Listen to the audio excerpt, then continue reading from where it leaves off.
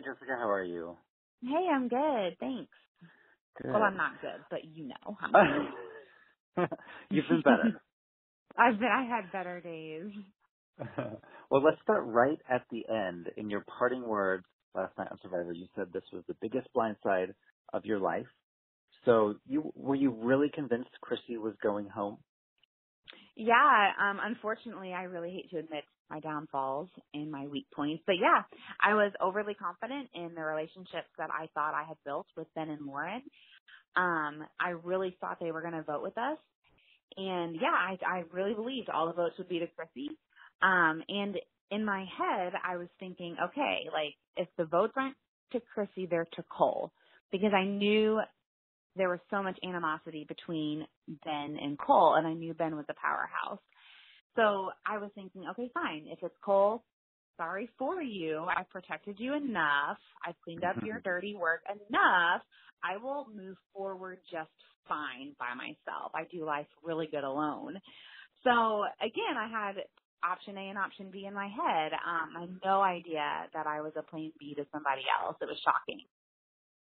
Right. And the goal heading into the merge was that the 5 Red Yawa members would remain solid. So you, Cole, Mike, Lauren, and Ben. Why do you think that bond was broken?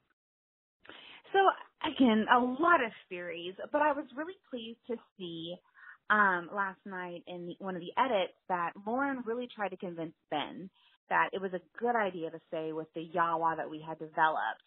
And I love that because I felt like Lauren and I really worked hard. Like, I'm a relational builder. I'm good at it.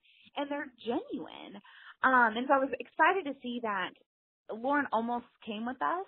She made a really good move by joining with the majority of the people who wanted the healers gone. I think that ultimately Ben had a lot of different hands everywhere. I knew that he had a relationship with Chrissie based on the way he defended her in our conversations. And I was thinking, okay, fine.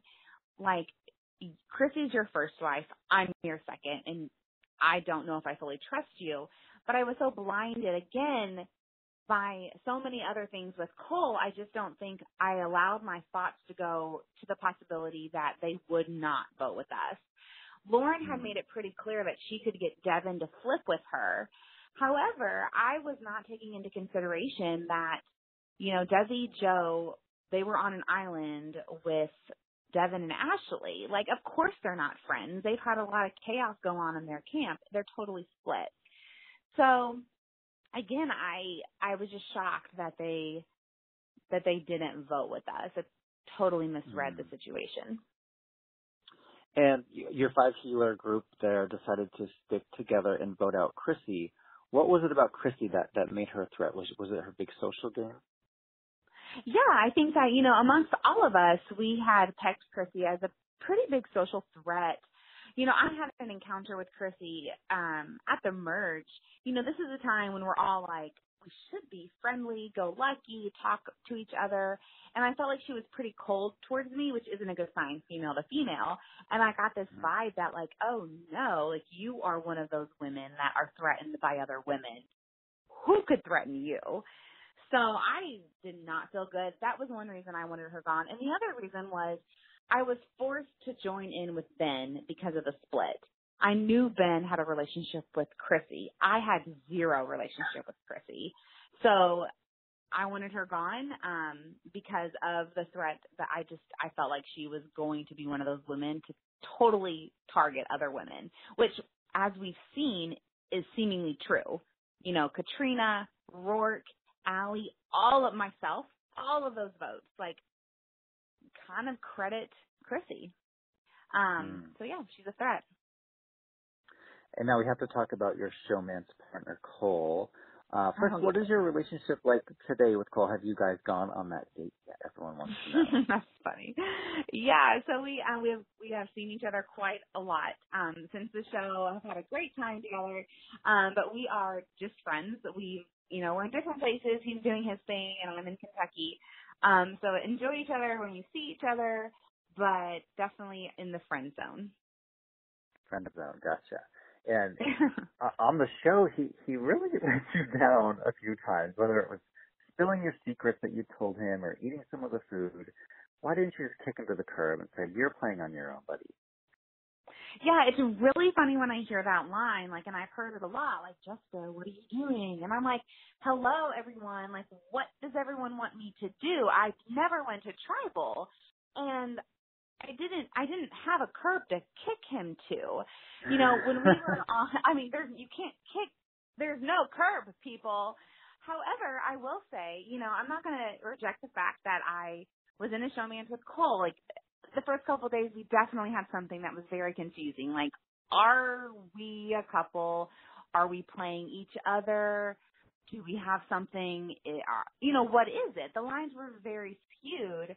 As the game went on and I started seeing his mistakes at Yawa, I was thinking, I don't care what this is. Like, you're killing my game. But what am I going to do about it? There's, again, no curb.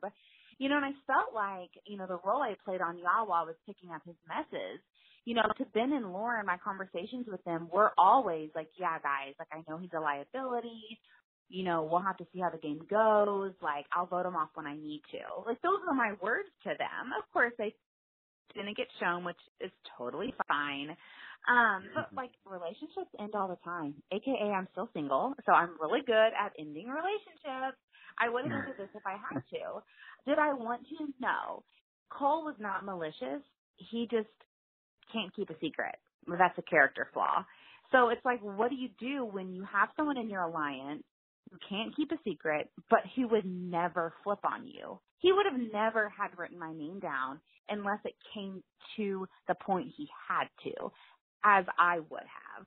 So it's a hard question to answer. Well, switching gears, one of the funnier moments of the episode was when Chrissie met Joe for the first time, and she noticed how loud and obnoxious he was. You started playing this game with Joe. What are your feelings on Joe? He's a very divisive player. He is, and you know what? My only line towards that question is, I'm glad I was on Joe's side. Joe is a villain. He would have played that role. He's a good player. He's strategic. He's smart. He reads people like no other.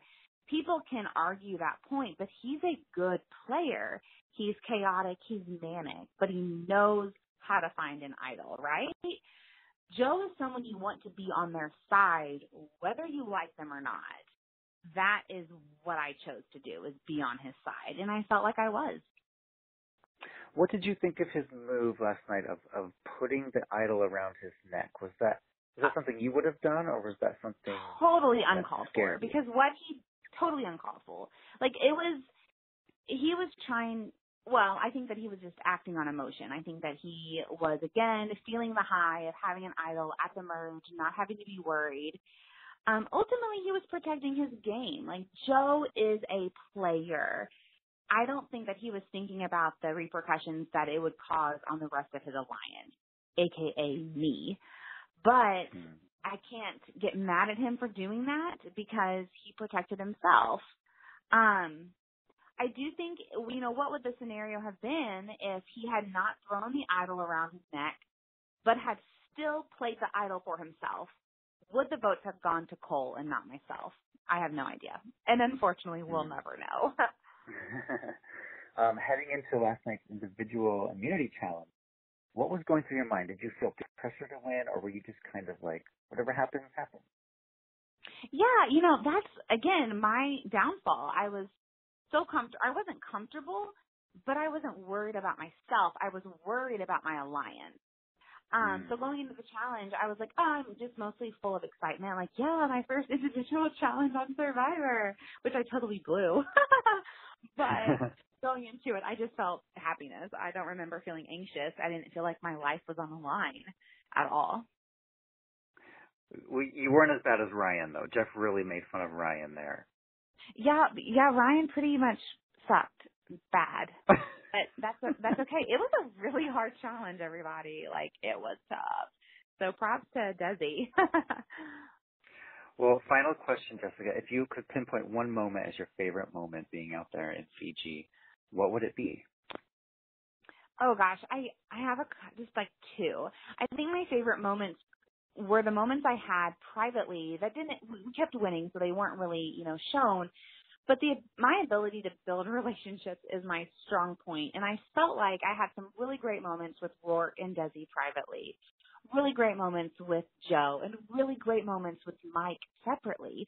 So inside, I was thinking, oh my God, I'm doing this. Like, I am building sub-alliances within a huge alliance, which is what I think a good player does. Again, unfortunately, none of that mattered in my game when it came to the end of my game. But I love thinking about that I built some great relationships that are still great relationships even after the game. Well, thank you for chatting with us today. Have a great rest of your day. Thank you.